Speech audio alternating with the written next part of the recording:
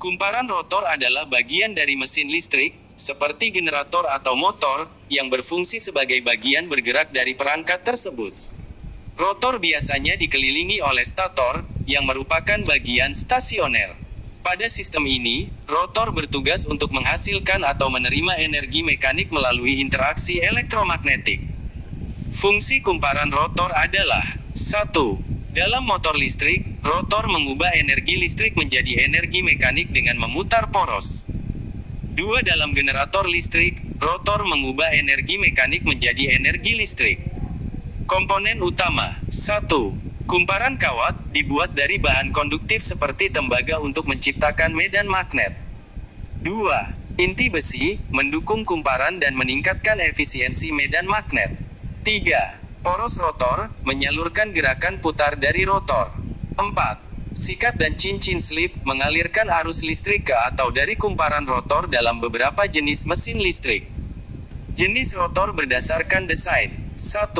Rotor sangkar tupai digunakan pada motor induksi, memiliki batang konduktor pendek yang dihubungkan oleh cincin di kedua ujungnya. 2. Rotor belitan menggunakan kumparan yang disusun rapi, lebih umum pada motor dan generator sinkron. 3. Rotor kutub menonjol memiliki kutub magnet yang menonjol, sering digunakan pada generator sinkron. Kumparan stator adalah bagian penting dari generator atau motor listrik yang berfungsi untuk menghasilkan atau menangkap arus listrik melalui induksi elektromagnetik. Kumparan ini biasanya berada di bagian stator, yaitu bagian yang diam dari mesin. Berikut adalah penjelasan detail tentang kumparan stator. Jenis kumparan stator. 1. Kumparan konsentris. Gulungan ditempatkan secara konsentris dalam slot-slot stator.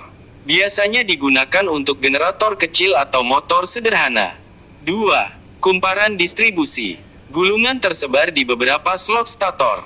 Digunakan pada generator dan motor besar untuk mengurangi harmonik dan meningkatkan efisiensi. Menghasilkan medan magnet yang lebih merata. Bahan kumparan stator, terdiri dari kawat tembaga, digunakan karena memiliki konduktivitas tinggi, efisiensi tinggi, dan daya tahan baik terhadap panas. Kawat aluminium, alternatif yang lebih murah, tetapi memiliki konduktivitas lebih rendah dibandingkan tembaga. Fungsi kumparan stator. Kumparan stator menangkap medan magnet yang dihasilkan oleh rotor. Induksi elektromagnetik menghasilkan arus listrik pada kumparan.